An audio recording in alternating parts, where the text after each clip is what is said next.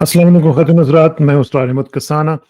وہ ہماری ایک عزیزہ ہیں، نوشی گیلانی صاحبہ، شاعرہ بھی ہیں۔ ان کے دو اشعار آپ کی خدمت میں پیش کرتا ہوں۔ انہوں نے فرمایا کہ تیری گفتار پہ حیرت، تیرے کردار پہ خاک، قاضی عصر تیرے عدل کے دربار پہ خاک، جس میں سچائی کو مصلوب کیا جاتا ہے، شہر انصاف تیرے کوچہ و بازار پہ خاک۔ یہ جو آج کل ہم دیکھ رہے ہیں، ہماری جو عدلیہ نے ہمارے انصاف کا جو ایک بازار لگایا ہوا ہے، اس کے اوپر اس سے اچھی گفتگو، اس سے اچھے اشعار شاید ہی کسی نے کہے ہوں گے۔ تو نوشی گیلانی صاحبہ کو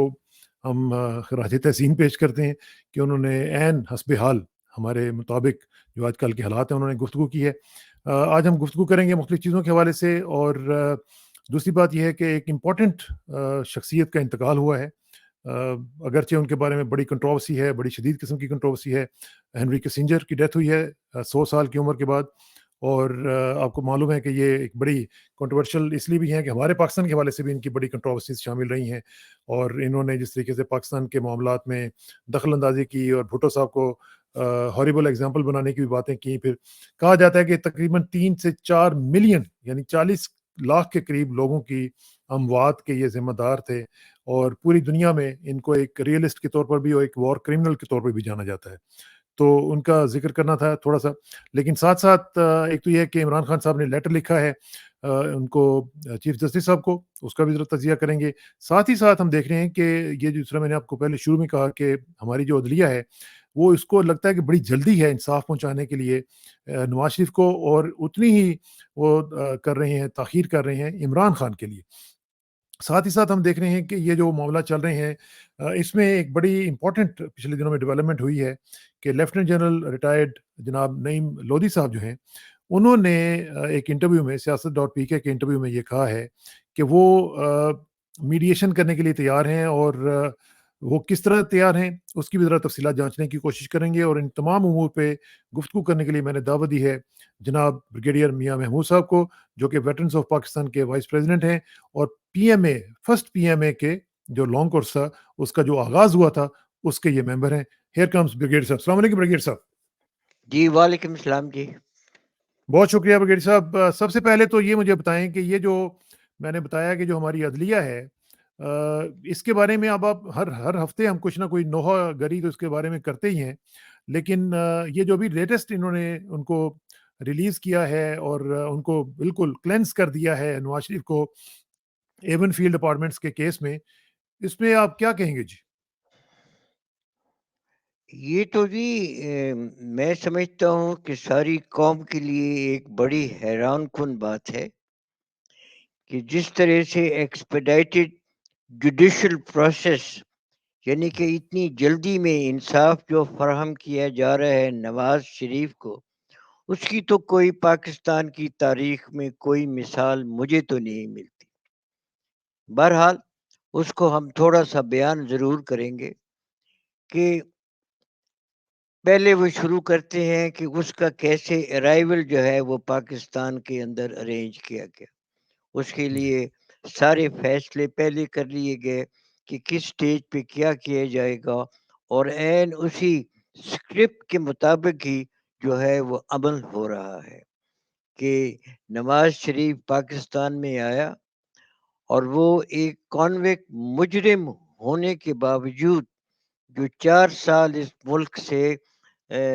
بگوڑا رہا، اور جس کے ریڈ وارنٹس بھی ایشو کیے گورنمنٹ نے،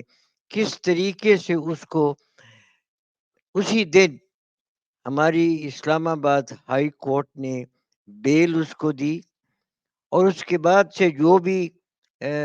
ہو رہا ہے، جس طریقے سے اس کو پروجیکٹ کیا جا رہا ہے، وہ بھی ہمارے لیے ایک مثال ہے۔ یعنی کہ اس کے لیے یہ جو پنجاب کی گورنمنٹ ہے، انٹرم گورنمنٹ، اور ویسے وفاقی گورنمنٹ نے بھی ساری سہولتیں فراہم کی۔ وہ منٹو پارک، اقبال پارک لاہور میں وہ پبلک میٹنگ کرنے کے لیے، وہ میٹنگ ناکام ہوئی، تو اس کے بعد ایک نیا سلسلہ شروع کیا گیا کہ اس کی جو ہے وہ ملاقاتیں کروائی جا رہی ہیں مختلف علاقوں میں۔ پہلے ان کو بلوچستان لے کر گئے، پھر وہ لاہور میں انہوں نے مختلف وفود کے ساتھ باتیں کی۔ اسی کے ساتھ ساتھ وہ جو ہے ہماری جو صاحب اقتدار ہیں انہوں نے کیسے لوگوں کو اپنی پارٹی سے توڑ کے یہ نواز شریف کی پارٹی کو جوائن کرنے کے لیے ان کو مدعو کیا، اور کافی لوگ نواز شریف کی پارٹی میں شامل کیے، اور باقی کچھ وہ جو ہے وہ آئی پی پی استحکام پارٹی جہانگیر Yeah. ترین کی اس میں بھیجے۔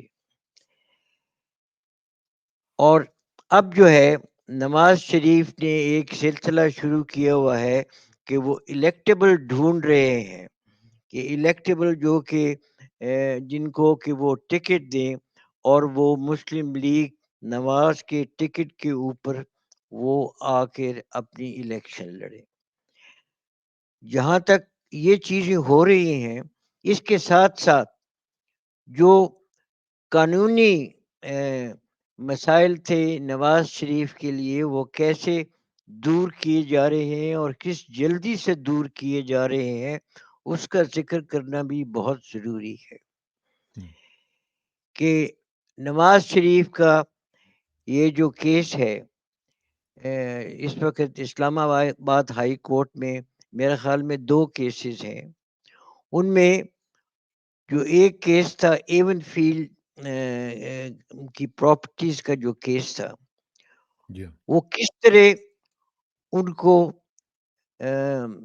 بے گناہ قرار دے دیا گیا ہے، وہ اس کی جو کہانی ہے اس کی بھی کچھ تفصیل میں جانا میں سمجھتا ہوں مناسب ہوگا۔ کہ سپریم کورٹ کے 2 ججز نے ایک کنوکشن دی جس میں کہا گیا کہ نواز شریف نے کی جو پراپرٹیز ہے ایون فیلڈ کی، اس کو کوئی منی ٹریل اس نے نہیں دیا، اس کے اوپر انہوں نے اس کو 10 سال کی سزا دی۔ اور یہ ہائی کورٹ کی جو ہے 2 ممبر بینچ جس کی چیف جسٹس عامر فاروق جو ہے وہ سربراہ ہے اس بینچ کے، اس بینچ میں 3 دن کے اندر اس فیصلے کو کل عدم قرار دے دیا گیا، اور نواز شریف کو انہوں نے بری کر دیا کہ نواز شریف کا اس میں کوئی جرم نہیں ہے۔ حیرانگی تو اس بات پہ ہوتی ہے کہ اس کا مطلب ہم کیا یہ لیں کہ اس ملک میں منی لانڈرنگ جو ہے یہ کوئی جرم نہیں ہے؟ اس ملک میں اگر آدمی باہر پراپرٹی خریدے اور اس کا منی ٹریل نہ دے سکے تو یہ جرم نہیں ہے؟ اور اس کے ساتھ ساتھ مضحکہ خیز جو بات ہے وہ یہ ہے کہ یہی چیف جسٹس عامر فاروق جو ہر فیصلے کو محفوظ رکھتے تھے اور کئی ہفتے تک محفوظ رکھتے تھے، پہلی بار انہوں نے اسی دن فیصلہ اناؤنس کر کے نواز شریف کو بری کر دیا۔ مجھے تو خدشہ ان سے ابھی یہ آتا ہے کہ کہیں یہی چیف جسٹس صاحب نواز شریف کے حق میں یہ ججمنٹ نہ دے دیں کہ نواز شریف اس ملک کے اگلے پرائم منسٹر ہوں گے، یا کوئی ایک ہی فرمان نہ ایشو ہو جائے کہ نواز شریف اس ملک کے جو ہیں وہ اگلے پرائم منسٹر ہوں گے۔ تو اس وقت تو حالات جو ہے وہ اس ڈگر جا رہے ہیں۔ اب اس کے مقابلے میں اگر ہم عمران خان کا دیکھیں تو عمران خان کو ہی از بینگ ہاؤنڈیڈ، یعنی کہ judiciary, election commission, interim government اور اسٹیبلشمنٹ وہ سب مل کے عمران خان کو وہ نااہل کرنے کے لیے اور اس کو اپنی پارٹی کی صدارت سے ہٹانے کے لیے وہ بھرپور کوشش میں ہے۔ اور یہ جو کوشش ہو رہی ہے یہ ایک خاص ایجنڈے اور پلان کے اوپر ہو رہی ہے، یہ نہیں ہے کہ جسٹ ایڈ ہاک یہ کوششیں ہیں، اس میں سب جو ہیں وہ مل کے کردار ادا کر رہے ہیں۔ کہیں تو جوڈیشری کا کردار ہے، کہیں الیکشن کمیشن کا کردار ہے، کہیں کیئر ٹیکر گورنمنٹ کا کردار ہے، اور کہیں جو ہے ہماری اسٹیبلشمنٹ کا کردار ہے، مگر یہ سب ایک کڑی ہے ان کی۔ اور یہ جیسا کہ میں نے پہلے بھی کہا it is a planned execution of what they have decided. تو اس کا اب مطلب ہے کہ اس ریاست نے میں فیصلہ کیا ہوا ہے نا کہ اس کو ہٹانا ہے ہم جی نے. اس کا مطلب ہے اس کہ میں یہ میں ابھی اسٹیٹ. ہاں اس میں میں ایگزامپل ابھی دینا چاہتا ہوں کہ جی آپ سائفر کیس لیں کہ سائفر کیس میں پہلے چیف جسٹس عامر فاروق نے ایک ججمنٹ دی. اس ججمنٹ کے خلاف جو دو ججز ڈویژنل بینچ تھی جسٹس اورنگزیب اور اس کے ساتھ دوسری جو خاتون جج ہیں انہوں نے ایک بڑی کلیئر اور واضح ججمنٹ دی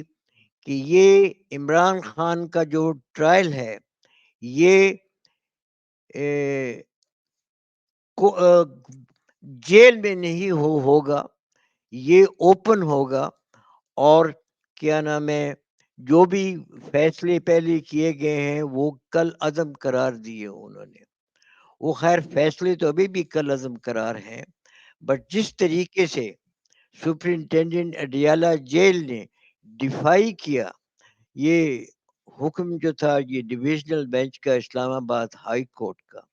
اور اس کے اوپر جس طرح سے کیبنیٹ نے بھی اس کی اپروول دے دی. پہلے تو منسٹری آف قانون نے اپروول دی, پھر اس کے اوپر کیبنیٹ نے بھی اپروول دے دی کہ ہاں جی یہ جیل میں ٹرائل ہوگا.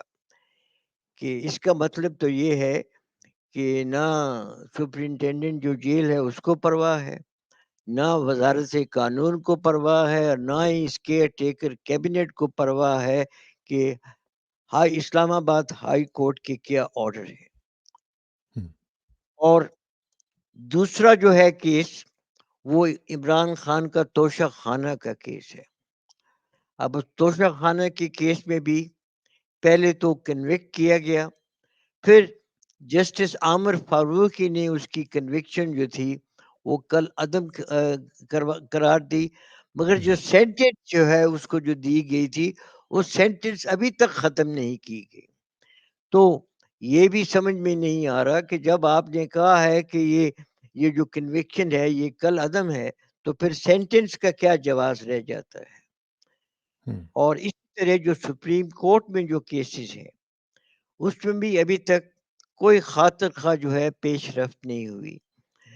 اس کے عمران خان کے 3 کیسز جو ہیں وہ سپریم کورٹ میں لگے ہوئے ہیں, مگر ابھی تک سپریم کورٹ میں کسی کیس کے اوپر کوئی پروگریس نہیں ہوئی. نواز شریف کا جو توشہ خانے کا کیس تھا وہ مجھے اس پہ اور بھی زیادہ حیرانگی ہوئی کہ ایک اپیل کی ہوئی ہے کہ جو الیکشن کمیشن نے جو فیصلہ کیا تھا توشہ خانہ کیس میں عمران کے خلاف, اس کے خلاف اسلام آباد ہائی کورٹ میں اپیل کی ہوئی ہے, اور کل اس کیس کی پروسیڈنگز ہوئی. اس کیس کی پروسیڈنگز میں جو چیف جسٹس کے ریمارکس تھے وہ میرے لیے تو بڑے حیران کن تھے. اس میں جو الیکشن کمیشن کا جو وکیل تھا امجد پرویز, اس نے ہائی کورٹ میں یہ کہا کہ مجھے مہلت چاہیے تیاری کے لیے. حیرانگی تو یہ ہے کہ اس سب کو پتا تھا کہ یہ کیس عدالت میں لگا ہوا ہے اور کتنا ٹائم اس کو ملا, پھر بھی آ کے جو پہلا سوال کرتا ہے وہ کورٹ میں کہ جی مجھے مہلت چاہیے تیاری کے لیے, اور اس کا جو جواب دیا ہے چیف جسٹس صاحب نے وہ بالکل ہی مذاق خیز ہے. انہوں نے فرمایا کہ آپ ہمیں درخواست دیں, ہم اسی وقت جو ہے دیکھ لیتے حکم دے دیں گے. اور بغیر درخواست کے انہوں نے میرے خیال میں 20 دسمبر تک کیس جو ہے اس کو التوا کر دیا. اب اس سے زیادہ جو ہے آپ کیا سمجھتے ہیں کہ اس سے یہ تو زیادہ پھر جو بیسیکلی آپ یہ بات کر رہے ہیں کہ یہ مذاق خیز ہے, تو یہ پھر مذاق خیزی کی تو انتہا ہے نا. یہ جو کچھ بھی ہو رہا ہے اس کا مطلب ہے کہ سب کچھ ڈیسائیڈڈ ہے, کوئی اس میں عدل والا کام نہیں ہے, کوئی انصاف والی بات نہیں ہے. یہ سارے کی سارا جو ہے یہ پہلے سے پری ڈیسائیڈڈ ہو کے, اور جو کچھ کہا جائے گا اسی طرح وہ کر دیں گے, بس یہ انہوں نے اسٹیمپ لگانی ہے بس, اور تو کچھ نہیں. نہیں, یہ بالکل تماشا بنا ہوا ہے, اور مجھے اس کے اوپر فیض کے فیض کی تو بڑی لمبی جو ہے وہ نظم ہے، میں اس کے چند اشعار آپ کے سامنے میں پیش کرتا ہوں کہ جس دیش میں ماؤں بہنوں کو اغیار اٹھا کے لے جائیں، جس دیش میں قاتل غنڈوں کو اشراف چھڑا کے لے جائیں، جس دیش کی کچہری میں انصاف ٹکوں پہ بکتا ہو، جس دیش کا منشی قاضی بھی مجرم سے پوچھ کے لکھتا ہو، اس دیش کے ہر لیڈر پر سوال اٹھانا واجب ہے، اس دیش کے ہر ایک حاکم کو جواب عوام کو دینا ہوگا۔ تو یہ ہے جی کہ یہاں پر کورٹ جو ہے وہ مجرم سے پوچھ کے جو ہے وہ اپنے فیصلے لکھ رہی ہے، اور یہ میرا پورا ایمان ہے کہ یہ جو بھی ہے اس وقت کے لیڈر، جو بھی ہے اس وقت کے حاکم، ان سب کو جواب دینا پڑے گا، اور وہ جواب جلدی دینا پڑے گا کہ یہ فیصلے جو ہیں یہ کس لیے کیے، کس کو فائدہ دینے کے لیے کیے، اور جو بھی اس میں مجرم ہے ان کو سزا ضرور ملے گی۔ تو یہ جو جس چیف جسٹس صاحب کا آپ نے نام لیا ہے، اس طرح کے جو چیف جسٹس یا جسٹسز ہیں یا انصاف کے ساتھ ریلیٹڈ لوگ ہیں، ان کو تاریخ کن ناموں سے یاد کرے گی؟ یہ تاریخ تو بالکل جی ان کو میرے خیال میں بدترین جو ہے میموریز یہ چھوڑ کے جائیں گے۔ بٹ اس سے پہلے میں نے تو پہلے بھی کہا تھا کہ یہ کام ہے سپریم جوڈیشل کونسل کا، کہ اس قسم کے جو فلیگرنٹ جو ہے وہ دکھا رہے ہیں وہ اپنا جھکاؤ ایک پارٹی کی طرف، اور دوسری پارٹی کے خلاف وہ اس طرح اوپن جو ہے ان کے خلاف جا رہے ہیں، اس سے زیادہ اور کلیئر ایگزامپل کیا کہاں ہو مل سکتا؟ سکتی ہے؟ اور ٹھیک ہے، ہماری جو اچھا، سپریم جوڈیشل کونسل ہے ان کا کام ہے یہ اس چیز کا ٹھیک نوٹس لینا۔ ٹھیک ہے برگیڈ صاحب، اب آخر میں ذرا تھوڑا سا بات کر لیتے ہیں اس انٹرویو کی جو کہ جنرل لودھی صاحب نے دیا ہے سیاست.pk کو، جس میں انہوں نے بتایا کہ مجھے کانفیڈنس حاصل ہے دونوں، یعنی جنرل عاصم منیر صاحب کا بھی اور عمران خان صاحب کا بھی، اور وہ چاہ رہے ہیں کہ میں میڈیٹ کر سکتا ہوں اور ریپروشما کی جو ایک کوشش ہے اس کو عمل پذیر لایا جا سکتا ہے۔ اس کے بارے میں آپ کیا کہیں گے، کیونکہ اس میں آپ بھی کوششیں کرتے رہے ہیں، تو ہمیں ذرا بتائیں کہ لیٹسٹ ڈیولپمنٹس کیا ہو رہی ہیں جس حوالے سے؟ میری سمجھ میں تو اسرار صاحب یہ جو انٹرویو دیا ہے شعیب سوراب برکت کو، جو سیاست ٹی وی والی چینل ہے، یہ جی بڑا آئی تھنک پرمانی یہ انٹرویو ہے کہ آپ کو پتہ نہیں یاد ہوگا کہ نہیں، جنرل نعیم لودھی نے کچھ مہینے پہلے بھی ایک انٹرویو دیا تھا جس کے اوپر میں نے بڑی تنقید کی تھی، ٹھیک، اور اٹ واز نائس آف ہم کہ اس تنوید کے اوپر انہوں نے جنرل علی کلی کو ایک میسج بھیجا تھا that he has lot of respect for me for my opinion and I have misconstrued whatever he said in the interview. Anyhow, اس کو تو ابھی چھوڑیں، میں ابھی جو لیٹسٹ جو انٹرویو انہوں نے دیا ہے سہراب برکت کو، میں نے تو پہلے بھی کہا تھا کہ وہ بڑا معنی خیز انٹرویو ہے۔ وہ اس لیے معنی خیز ہے کہ جنرل نعیم لودھی جو ہیں ان کے تعلقات اسٹیبلشمنٹ، خاص کر ملٹری اسٹیبلشمنٹ اور جنرل عاصم منیر کے ساتھ بہت اچھے ہیں، اور وہ تو اس انٹرویو میں خود بھی انہوں نے بیان کیا ہے کہ وہ عاصم منیر کو ان کے اوپر اعتماد ہے، اور وہ تو یہ بھی کلیم کر رہے ہیں کہ عمران خان کو بھی ان کے اوپر اعتماد ہے۔ تو ٹھیک، اس لیے وہ انہوں نے، جیسا کہ آپ نے کہا، انہوں نے آفر کی کہ میں ابھی اس وقت جو کشمکش چل رہی ہے اسٹیبلشمنٹ میں اور عمران خان کی پی ٹی آئی پارٹی میں، وہ اس جو ہے کانفلکٹ، اس میں وہ مصالحت کا کردار کرنے کو تیار ہیں، اور انہوں نے آفر کی۔ ان کا یہ خیال ہے کہ ابھی تک یہ جو بیک ڈور چینل میں جو کانٹیکس ہو رہے ہیں یہ اس لیے نتیجہ خیز نہیں ہو رہے کیونکہ جو گو بٹوینز ہیں وہ سنسیئرلی ایک دوسرے کا جو ہے میسج وہ کنوے نہیں کر رہے اور انہوں نے اپنے اس عزم کا اظہار کیا کہ میں جو کچھ عمران خان کہے گا جنرل عاصم منیر کے لیے میں وہی میسج جا کے دوں گا ہو بہو، اور جو کچھ جنرل عاصم منیر میسج دیں گے عمران کے لیے میں ہو بہو وہی میسج دوں گا۔ تو یہ ایک اچھی چیز ہے، اور میں تو سمجھتا ہوں کہ جیسا کہ آپ کو میں نے پہلے بھی بتایا تھا، ہم تو پہلے دن سے ہی اسی کوشش میں ہے کہ جس دن جنرل باجوہ نے عمران خان کی گورنمنٹ کو تبدیل کیا اور اس کی جگہ یہ ایک انٹرم گورنمنٹ لے کے آئے، تو اسی وقت سے ہی ہمیں اس چیز کا اندازہ تھا کہ ملک کے حالات جو ہیں وہ بد سے بدتر ہوتے جائیں گے۔ تو ہماری ایک ٹیم نے فوری جنرل باجوہ کے ساتھ ملاقات کی۔ ملاقات تو بڑی اچھی تھی، جنرل باجوہ نے بڑے وعدے بھی کیے مگر ان وعدوں کے اوپر عمل نہیں کیا۔ اس کے بعد ہماری یہ کوشش تھی کہ ہم جنرل عاصم منیر کو ملیں اور عاصم منیر کے سامنے ہم اپنے خیالات کا اظہار کریں اور ان کو بتائیں کہ اس وقت جو ملک کے حالات ہیں یہ جس سمت جا رہے ہیں یہ تباہی کا راستہ ہے، اور اس میں کوئی بھلائی نہیں ہے ملک کی۔ بہرحال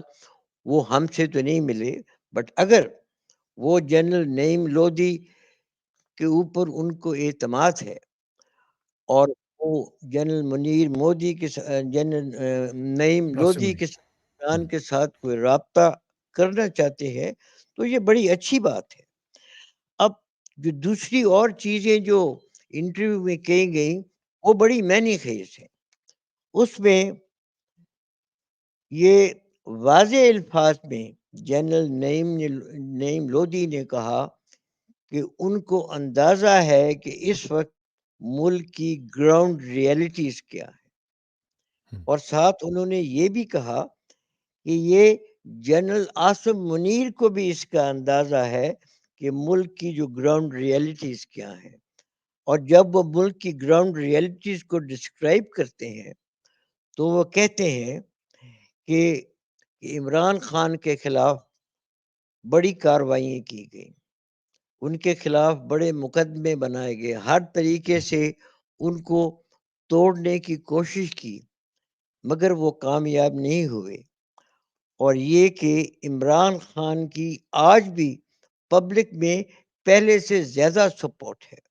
اور انہوں نے تو خیر اس کی بڑی وضاحت بھی دی کہ اگر آج الیکشن ہوتے ہیں اور یہ اسٹیبلشمنٹ جو ہے یہ اگر نواز شریف کی یا کسی دوسری سیاسی پارٹی کی مدد بھی کرتی ہے تو پھر بھی کے پی کے میں عمران خان کلین سویپ کر لے گا۔ پنجاب میں اگر یہ اسٹیبلشمنٹ اور کیئر ٹیکر گورنمنٹ جو ہے وہ سپورٹ کرتی ہے عمران کو تو شاید یہاں پہ عمران کو کلیئر میجورٹی نہ ملے، مگر ساتھ یہ بھی انہوں نے کہا کہ یہ جو ہے سلسلہ چل رہا ہے کہ جس میں اسٹیبلشمنٹ جو ہے یہ اپنے کندھوں کے اوپر کسی سیاسی پارٹی کو لے کے آتی ہے تو یہ سلسلہ ختم ہونا چاہیے۔ میں تو سمجھتا ہوں کہ یہ بڑی ایک انہوں نے اہم بات کی ہے کہ نہ صرف کہ یہ کندھوں پہ بٹھا کے سیاسی پارٹیز کو اقتدار میں لانے کا سلسلہ ختم ہونا چاہیے، بلکہ ضرورت یہ ہے کہ اس ملک میں فوری ایک منصفانہ اور غیر جانبدار جو ہیں وہ انتخاب کرائے جائے، اور اس کا ذکر جنرل نعیم لودھی نے بھی کہا۔ انہوں نے تو بلکہ بڑے اچھے انداز میں اس کو بیان کیا۔ انہوں نے کہا کہ جو موجودہ حالات ہیں ان میں سے حل جو ہے اس کا صرف ایک طریقہ ہے کہ فل سائیکل ہونا چاہیے۔ فل سائیکل کا مطلب ان کا یہ تھا کہ ایک فری اینڈ فیئر الیکشنز ہوں، اس میں جو بھی اقتدار میں آئے، اور اگر عمران اقتدار میں آتا ہے تو عوام کو پتہ چل جائے گا کہ اگر وہ کام اچھا کرتا ہے تو عوام اس کو قبول کریں گے، اگر وہ کام اچھا نہیں کرتا تو عوام خود اس کو ریجیکٹ کر دیں گے۔ تو ٹھیک انہوں بات نے تو اس چیز کے اوپر بڑا زور دیا کہ یہ فل سائیکل ہونا چاہیے، اور میں سمجھتا ہوں کہ یہ بالکل جو ہے یہ موضوع بات ہے، اور ہونا ہی یہی چاہیے چلیں، کہ یہ تو اچھی بجائے بات ہے۔ آپ کندھے کندھے پہ لوگوں کو بٹھا کے آپ حکومت لانے کی کوشش کریں، آپ ایک فری اینڈ فیئر الیکشن کروائیں اور جو بھی اقتدار میں آئے اس کو موقع دیں۔